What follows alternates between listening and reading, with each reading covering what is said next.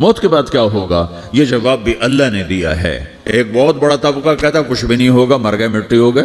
Asim while آیا ہمارے نبی کے پاس اور اس کے ہاتھ میں پرانی ہڈی، تو اس نے آپ کے سامنے ہڈی کو ایسے مسلا ایسے، تو وہ بالکل سرما بن گئی، تو اس کو پھونک ماری تو ہوا میں اڑ گئی۔ تو وہ کہنے لگا اے محمد تیرا رب اسے زندہ کرے گا؟ تو اللہ تعالیٰ نے فوراً جبریل اتارا کہ اس کم وقت کو بتا، اولم یر الانسان انا خلقناہ من نطفۃ فاذا هو خصیم مبین، دیکھو اس کو جس کو میں نے گندے پانی سے بنایا آج مجھ سے جھگڑا کر رہا ہے۔